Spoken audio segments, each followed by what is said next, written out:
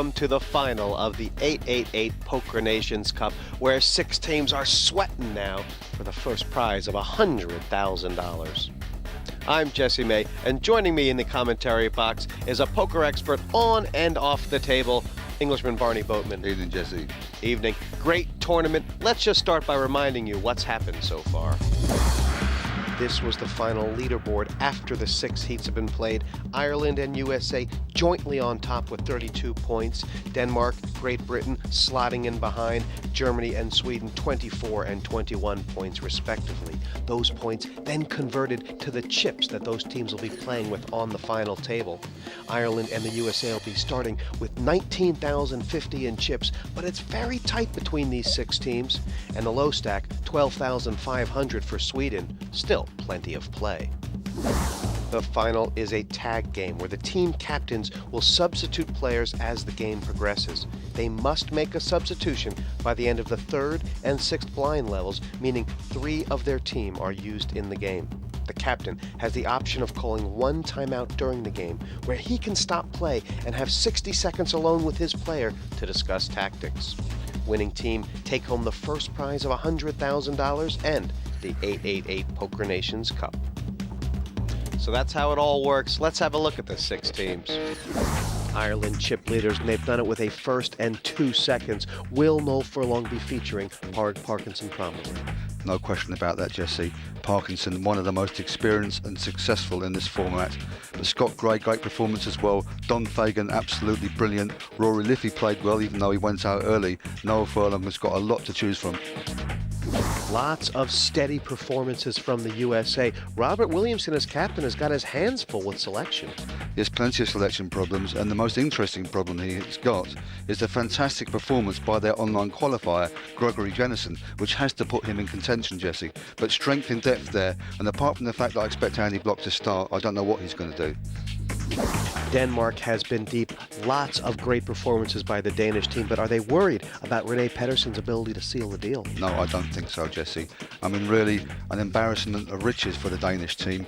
With Theo Jorgensen, Rene Petersen, they have to play, I think, after their performances. And then the problem really for Martin Wendt is who he puts in apart from that. All the momentum right now resting with Great Britain. And is it automatic Joe Beavers, Ram Vaswani? Yes, it is, Jesse, though not necessarily in that order. Joe Beavers, the likely starter, and the question for Dave Ollier is, does he use Ram Vaswani to gather chips in the middle of the game or to finish the deal at the end? There have been some great flashes of brilliance and heart from Germany. What is Michael Kiner, the captain, going to be thinking? Well, Michael Kiner apparently got a lot of criticism for picking Katja Tata in his team, but no more. She's been the absolute revelation, and he's got the biggest selection problem because it's not certain that he'll find a place for himself after great performances from Roland Specht, and Anders Krause he considers his strongest finisher. Sweden, big disappointment so far. What do you think has been said in the Swedish team room leading up to this final table? I don't think they'll change their natural game, Jesse. They're all strong players, great chip getters, and you could perm any 3 out of that team and you'd have a great chance. Team tactics, the top priority now. Let's hear from the captains about their strategies going into this final table. I choose first Katja from Germany because she was shining in her heat she played, and people were cheering for her. She played a good aggressive style, and I think she's the best choice for the first stage of a tournament. We're putting in Scott Gray. Reason being he's very, very steady and dependable. Blinds will be very low at that stage, and we'll substitute him when it suits. You can put in Joe Beavers in first because he's probably the steadiest player, and we need somebody in there to build a few chips up so me and Ram can go in there and lose them. For Team USA, Andy Block is going to start out. Andy's style of play is consistent, but yet he's a chip builder. He's going to lean on him a little bit. He's going to sit back when he needs to and let the little stacks get in trouble, hopefully. So that's more or less why we put Andy in first. Today we are going to play Rene first, and the reason is that he scores the 2nd most points in the qualifying heats, and he's really, really tight. I'm playing myself. It's time to step up and lead the way for my teammates. And I feel very focused, and I think I'm gonna do very good. And actually, I've been studying the opponents very carefully in the green room, and I picked up very good tells on 2 of the players playing in my heat today. From start to finish this tournament under the reliable hand of Thomas Kremser as tournament referee. Marina Kremser and Stevie are the dealers. Off and running in the race for the trophy at the 888 Poker Nations Cup final table. Seen plenty of firsts in poker history, but Barney Boatman, this could be my favorite first of all. The first ever tag final of a team tournament. Yeah, very exciting, Jesse, and I think that all the teams have put in their steadiest player first. Apart from this guy, the captain of Sweden, he hasn't got a steady player in his team. I think Scott Gray passes for the steadiest player in the Irish team. Pass. Well, Rene Pedersen, he may have been put out to accumulate chips, but there's very deep stacks at this final table. Raise from Pedersen, and Scott Gray has called him with the ace-king. He's setting a trap here, Jesse, and great flop for Scott because Pedersen, second pair, is going to bet this, obviously. How's Gray going to play it? He's just calling, he's reeling him in. Scott Gray for Ireland starting with over 19,000 in chips. Check. Check. Pedersen has checked. A lot of outs here for Pedersen. Check. Well, I was going to say that Pedersen might have put Gray on the flush draw. Beats me. Gray playing that one very cautiously. Pedersen didn't bite. Scott is a very solid player, a very anxious player. He has a great patience, and he's well respected for his patience. So we're looking forward to him in the final. The action starts with each player receiving 2 cards face down from the dealer. The 2 players to the immediate left of the dealer post the blinds. They can call, or raise, or they can fold. Once this round of betting is over, the dealer reveals the flop. 3 community cards dealt in the middle of the table. More betting follows, then comes a 4th card, the turn card, and the 5th card, known as the river. Players must make the best 5-card poker hand using the 7 cards available. Well, or did you party all night long? I slept very well. Celebrating the victory? We had a few drinks. Barney says you shouldn't look at your hand till it's your turn. Saw that on TV one night. Pass. Raise to 300. Sweden starting the day on the short stack, but Ken Leonard may change that with the Call. hooks. And the raise was to 300, called by Tada for Germany. Now, Barney, there's over 3 times as many chips on this table as there were in any of the heats. So that means there's a tremendous amount of play. Yes, of course, the blind's starting 1 level higher, but the levels are longer as well, so there's much more play in this final. Could last about twice as long as one of the heats.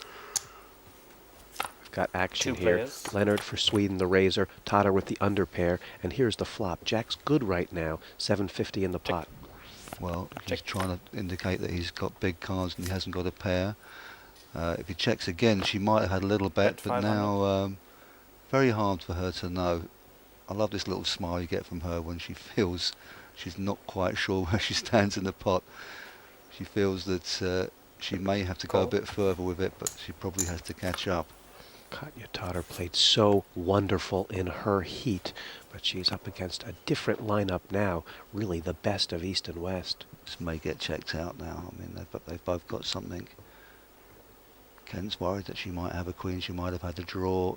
Hard for him to think of a hand that he will get paid with, that he's winning with. I think he'd rather, well, a little value bet there. Bet 500. Very nicely sized, because if she thinks there's a chance he's got absolutely nothing, it's not too expensive. Yeah, he milked her well, Jesse. Ken Leonard squeezing water from a stone there. Germany giving up a few chips. The jacks are good, and that really is starting to close the gap with Sweden. They've been so unfortunate, but if they can get it together tonight, they can take the cup. We had a plan when we came here. It was to loosen all the heats to get the odds up for the final, so we can get a lot of side bets going. It worked brilliantly, but then the internet qualifier came along and ruined half of it. But you know, we still got good odds to win today, which we will. Very little action already, but Germany switching position with Sweden on the short stack. And of course, We're all waiting. We know at any moment, Barney, those lights could ring, the horn could sound, a team captain could take his player off the bell. Do you think Michael Kiner has some thoughts like that going on in his head? I don't think he's going to take Tata out too soon. She put on possibly the best performance of any player in this whole tournament, an absolute revelation. And I think that he'll be quite happy to see her playing probably for the full 3 levels, Jesse. This hand, there's been a limp in for 100 from Pedersen with the 6s. And Tatar, is she steamed up? She's raised to 300 with the 10 jack. And now Joe Beavers is dwelling up. He's got a pretty big hand here.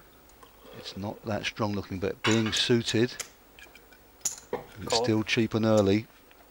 It'll be 200 on the big blind, and then block for USA out. Now back on Pedersen. Pedersen will have a look. Call. We saw some great instincts from this Dane, the $2 million Bellagio winner in his heat. We're 3-way for the flop. 3 players. Well, what a fantastic flop for Joe Beavers. Oh my. Nut flush draw, straight draw. Well, he's got a royal flush draw, Barney. But interestingly, the jack of hearts he needs to make his royal flush is in Tatar's hand. Of course, Tata has got the up and down straight draw. She doesn't mind that flop. That looks like a good flop for her. But she's certainly not going to lose Joe, and it's just a question of whether it's a raise or a call from him. Does he want to get it heads up? Call. Pass.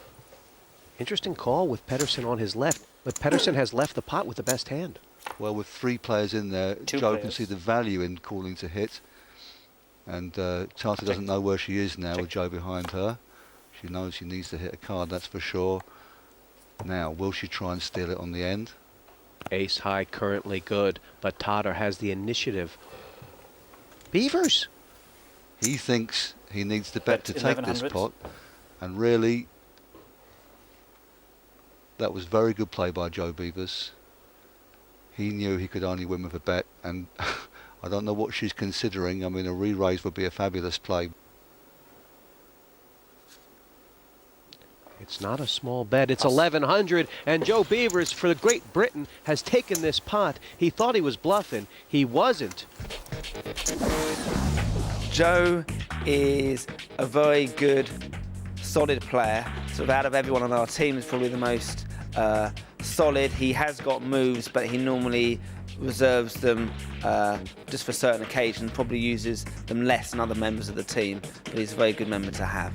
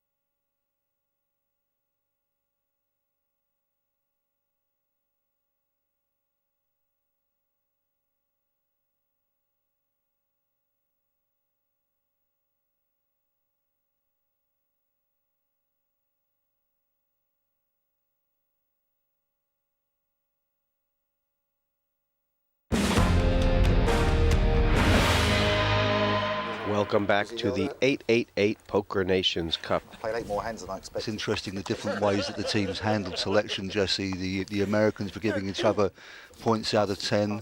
The Danes, they played a one-table satellite to see who was in form, and I think the Irish had a drinking competition. Yeah, last man standing, first to go. That's right. Folded Raise to around 300. to Katja Tatar from Germany. And this is the biggest hand she's picked up so far at this final table. She's tripled the bet with the ace But now we king. go back to normal. Okay. Didn't have anything to do with you do 7.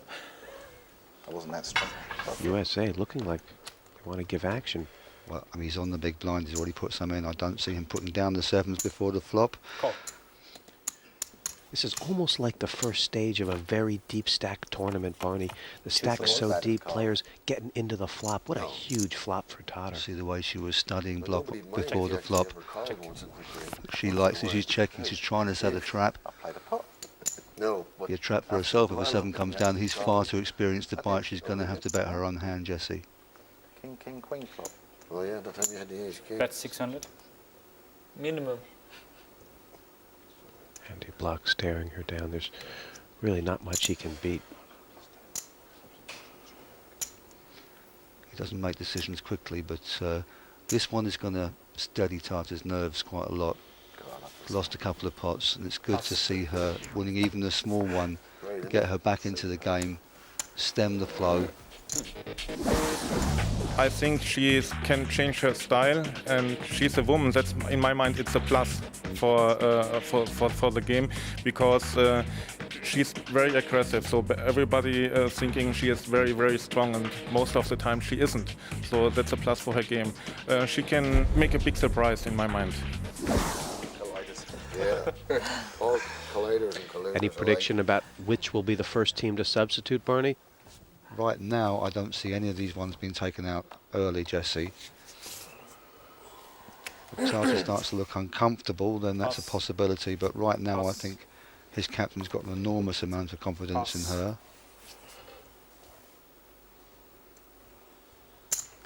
Raise to 300. Triple the bet from Block on the button. Call. That's the second time he's made that little button raise, and Pedersen's got an ace in the small blind. He's come calling. 2 players. Well, we've seen it a lot. Raisers like to represent king high flops. Bet 425. Pedersen's instincts in his heat were so spot on, Barney. Different crew, different setup. What will he be thinking?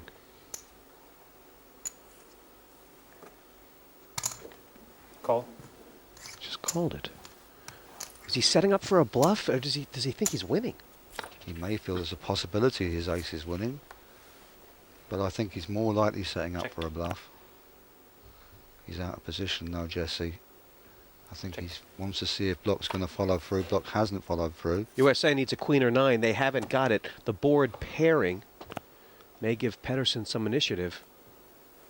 Yes, he feels like he has a chance to take this one away. He's actually bluffing with the winning hand. I think he certainly understood that Block didn't have a king in his hand, and there's so many danger cards out there. I think Block will give this one up. If a pot can be won, the Danish strongman, René Pedersen, will win it. That is his M.O., and he is proving his captain Martin Vent's faith in him. René just won the Bellagio 15,000 buy-in in December. He won way over $2 million in that tournament with all the big names in it. He has a little tight reputation, but when this reputation is out, he's capable of changing the gear. Cards coming out. Remember, these players all starting with different starting stacks. The points were converted to chips. There's 100,000 chips on this table, and 4 different chip values here. In addition to the green 25s, the black 100s, and the brown 500s that we've usually seen. Those yellow chips are worth 1,000 each. Andy Block has made his 3rd successive raise, this time with suited connectors. Re-raise to 900. And now Scott Gray's got the ace-king. It's 900 to him. This could get expensive. Can he suss this out? Call. Well, this is a very, very good situation for Scott Gray, although by just calling, he's Maybury Price Block into the pot. Yeah, the Irish might not like this. They would love this situation head up. Gray could have ended this quick and neat. And if they let Block in, God, that could be a huge flop. Well, that's right. Block likes this now. He can't possibly refuse the offer. 3 players. Ace-king ahead right now. And we don't know where the alarm bells are ringing. Well, it's very difficult when you're up against 2 players to get too excited about a flop you've completely missed, Jesse. Ken Leonard, the aggressor in this pot, but he too doesn't want to take on 2 players on the bluff. Of course, that's an awful... I was going to say, if an ace came, that's the perfect card for Scott Gray. And Ken Leonard, if Scott Gray checks it again, Ken Leonard, well, he's coming out with a bet. Bet 2,000. 2 yellow Pass. chips. Pass. Well, what a fantastic pass. He didn't even consider it. And they'll be cheering in the green room for Ireland. Scott Gray, 4th in the world in 2002, has just cemented Ireland's chip lead.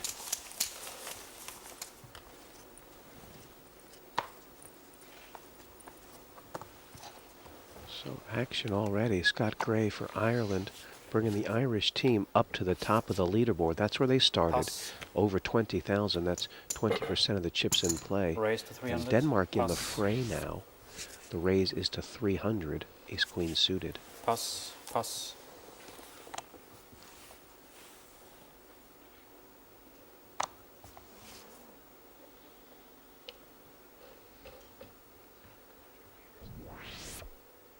Look at this. Oh my. Once again, somebody finding behind the razor with ace-king. I think he might stick a re-raise in. They're all just limping with this hand. It's amazing stuff. Well, he's in a much better position to do this up against 1 player. He is out of position, Well, though. we've seen Pedersen follow through his raises before. Check. Neither of them like it too much. Will Pedersen have a pop on the turn? Check. He's checked in the dark, Pedersen. And this is a cold deck situation. Joe really playing the long game here. Check. Wow. Renee Pedersen has made a great check on the turn here, Barney. Yes, he has. Joe checked on the turn, trying to set a 500. trap for Pedersen. Pedersen surely has to call this. He smelt something. He realises that Joe's got some of this. He's certainly not going to raise, but very, very hard for him to get away without calling, Jesse. To be honest, I think Pedersen is, in losing the hand, he's nearly won already, Barney. I mean, losing 500, he really could have done a bundle in this pot. Call. Very, very impressive. Twice in a row, 2 very impressive defensive plays. First by Ken Leonard, throwing away against the ace-king, and then with a stronger hand, Pedersen only calling a small bet on the end, not betting on the turn, and Joe Beavers might be wondering how he hasn't won a bigger pot. Much time left in this level. You don't play many tournaments over there, huh? Button right now on Scott Gray for Ireland. We've seen a lot of big hands out so far. They had a 153 round before. And They did. Renee Pedersen for Denmark, who just lost the last pot, Call. coming under the gun with a 300 raise. Ours went pretty fast, actually. 2 10s for Pedersen, and called quickly by Ken Leonard of Sweden behind him. I don't think he would have called if those cards hadn't been suited, Jesse. Look a lot prettier when they are. Joe Beavers. We have a decision of some sort. It's 250 on Joe. Great Britain can well afford it. Well, yes, Call. that's the kind of hand you want to have a look when there's a raiser and a caller. Pass. Joe in the small blind is going to be the first to act. 3-way here, and all cards are live. 3 players. 10's good right now, Barney. Not a bad flop for a pair of 10s with only 1 overcard. But against 2 players, a little bit more risky. Pedersen wants to find out where he is. Bet 750. It's a pretty sturdy bet. About the size of the pot. Pass. And those 10s are going to take it. Talk about instincts, Barney. It's almost like Pedersen is playing with the other players having their cards turned up. Great Britain looking very strong at this final table. Joe Beavers has been basically a revelation. He caused the momentum to switch for that Great Britain team. Pass. Ram Vaswani hammered it home, and That 1-2 punch may come into Raise play to this 600. evening. Tata for Pass. Germany. She's been very aggressive and out there kind of early with the Queen-Jack offsuit, Barney. Pass. 400 on block, who's shown a willingness to play all sorts of pots. Call. In the big blind with the suited ace. I think you'd rather Two see the players. diamonds and see an ace, Jessie, of course. And this is a better flop for Check. Tata. She's got the up and down straight shove. She's bound to bet it. She's got position, and I don't think Block going anywhere with this. Technically in front with his ace. This is good play by Tata. If she takes this away, this will really settle things down for her. Saw her play a similar pot against Great Britain earlier, betting the draw after raising before the flop. Pass. And interestingly, if Block had called and hit his ace, she would have made the nuts. The 888 Poker Nations Cup. Six-handed Pass. here. Pass. The bet is 200. Block, he's been very aggressive. And the raise now, Raise to 600. 600 in the Pass. cutoff position. Pass. Totter having a look at him. Call. These guys have squared off before. Germany on the USA. And here Two it comes players. again. Well, they both hit a bit of this, Jessie. The fact that Block has played so many hands, Barney, doesn't... She might not think he has the ace. Well, she's coming out 600. straight out betting to find out. Cheaper maybe than trap checking. Andy Block just going to call. If Tata doesn't improve, the question is, will she get any deeper into this, or will she understand that that call by Block is enough to put the brakes on? Check. I think she made her informational bet on the flop. 1,000. And I like that play by Tata, because if she checked and Andy Block had made a bet, she wouldn't have known what he was representing, whether he was representing, whether he had it. She might have had to raise to find out. Andy Block, I can tell you that Andy is a genius. He's an incredible player, and he's a genius, and I'm very proud to be part of this team. The story of this tournament so far is the players who've been losing the pots have been almost winning them, because they've been losing the minimum almost every time. We've seen some great passes, some great defensive play in the early stages of this tournament. 200 to call. Raise to 600. Ken Leonard Pass. don't know call. It's raise. And the bet is Pass. 600. And Call. Joe Beaver's getting a little tired of the Ken Leonard raises. Well, this is characteristic of his game. He loves to see flops in position with this kind